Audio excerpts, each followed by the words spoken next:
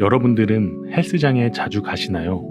저는 요즘엔 일주일에 두세 번 정도 새벽에 헬스장에 갑니다. 너무 추워서 가기 싫은 날에도 억지로 몸을 끌고 가 막상 운동을 끝내고 나면 상쾌하고 개운해집니다. 심지어는 머리까지 맑아지는 기분이죠. 헬스장에 다니는 목적은 사람들마다 다양할 것입니다. 저처럼 근력 운동을 하기 위해서일 수도 있고 심폐지구력을 향상하기 위한 사람도 있을 테죠. 또는 다이어트를 목적으로 칼로리를 소비하기 위해 유산소 운동을 하는 이들도 있을 겁니다. 다양한 목적으로 한 공간에서 함께 땀 흘리며 운동하는 사람들을 보면 저절로 열심히 몸을 움직이게 되는 제 모습을 거울로 비춰볼 수가 있습니다. 이게 바로 집에서 혼자 운동하는 홈트와는 다른 헬스장 운동의 매력이죠. 지금은 그저 건강을 위해 헬스를 하고 있지만 몇 년 전까지만 하더라도 근육을 늘리기 위해 노력한 적이 있습니다. 1년에 근육 1kg 늘리는 것이 얼마나 어려운 일인지도 처절하게 깨달았죠. 근육을 늘리는 것을 인터넷 커뮤니티에선 득근이라고 표현하기도 합니다.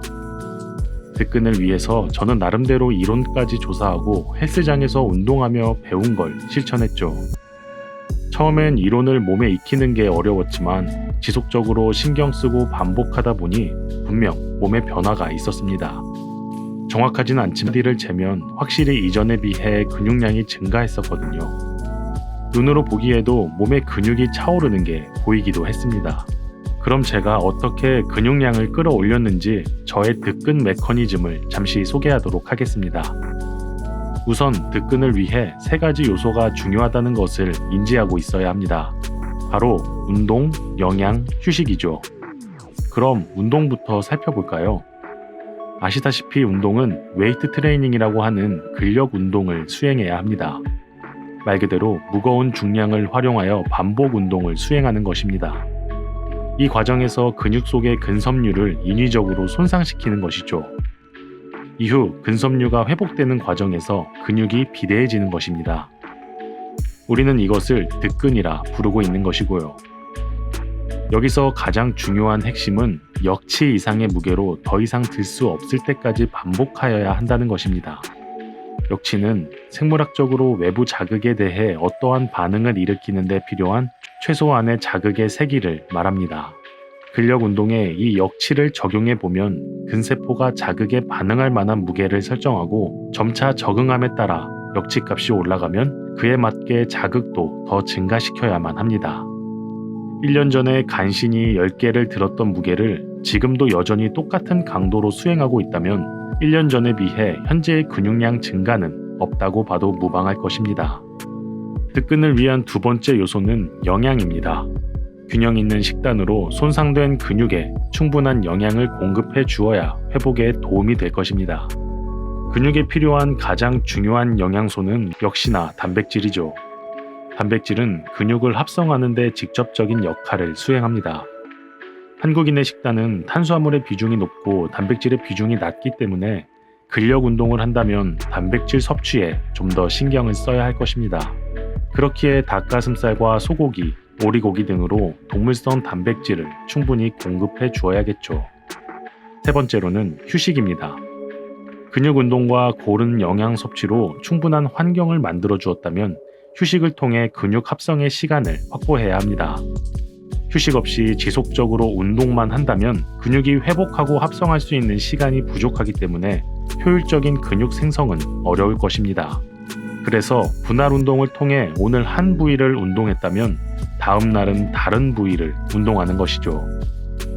이렇듯 몸의 근육 형성을 원하는 전체 부위를 이틀로 나누면 2분할이 될 것이고 3일로 나누면 3분할이 될 것입니다. 소년 싱클레어가 어른으로 성장해 나가는 과정을 그린 헤르만 헤세의 소설 데미안에서는 다음과 같은 구절이 나옵니다. 새는 알을 깨고 나온다. 알은 곧 세계다. 태어나려고 하는 자는 하나의 세계를 파괴하지 않으면 안 된다. 우리가 원하는 세계는 각자가 다르지만 그 세계를 뚫고 나아가기 위한 방법론 중 하나로 앞서 소개한 득근 메커니즘을 활용해보면 좋을 것입니다. 득근의 가장 중요한 세 가지 요소는 운동, 영양, 휴식이라고 말했듯 목표 달성을 위한 성장의 세 가지 요소는 노력, 학습, 피드백으로 매칭됩니다. 각각의 요소가 작용하는 원리는 똑같습니다. 성장을 위한 노력은 필수적으로 수행해야 할 활동입니다. 노력의 정도도 지속적으로 역치값이 올라갈 수 있을 정도의 자극이 올 수 있는 수준이어야 합니다. 근육통이 생기듯 버틸 만한 성장통이 생길 수 있도록 말이죠. 이미 자전거를 탈 줄 아는 아이에게 제자리에서 페달 밟는 것만 알려준다면 이 아이는 자전거를 타는 재미도 잃고 성장도 잃을 것입니다. 오르막길도 오르고 자갈밭도 건너야 점차 자전거 실력이 향상될 수 있을 테죠. 다음은 학습입니다. 목표를 위한 성장의 관점에서 무언가를 배우는 것은 노력이 더욱 단단해질 수 있는 자양분이 됩니다. 헛된 노력을 바로잡을 수 있고 필요하면 전문가의 도움을 받아 더 빠른 길로도 갈 수 있을 것입니다. 지속적인 학습을 통해 이론을 깨닫고 노력을 강화하고 목표를 수정해가는 과정이 필요합니다. 영양이 충분하지 않은 근력 운동을 소위 노가다 한다고 표현하듯이 학습이 없는 노력은 에너지 낭비로 빠질 수도 있다는 사실을 인지해야 할 것입니다. 목표 달성을 위한 마지막 요소는 피드백입니다. 적절한 피드백은 노력에 대한 보상을 제공해 주어 목표를 향해 꾸준히 나아갈 수 있는 힘이 됩니다. 가장 좋은 것은 내 목표를 앞서서 이룬 사람들에게 조언을 구하는 것입니다. 그것만큼 훌륭한 피드백은 없으니까요. 피드백 없는 노력은 휴식 없는 운동과 같습니다. 김경일 교수님의 마음의 지혜에서는 MZ세대가 직장에서 퇴사하는 이유를 이렇게 말합니다. 낮은 고가보다 힘겨운 회식보다 전화도 답변도 없는 조직에 더 큰 괴로움을 느끼지요. 피드백이 없는 인생이란 게임은 재미없고 지루하게 느껴질 테니까요. 그만큼 직장에서도 인생에서도 목표 달성을 위한 과정에서도 피드백은 중요한 요소입니다. 주변 사람들에게 얻을 수 없다면 스스로에게라도 시기적절한 보상을 주도록 해주세요.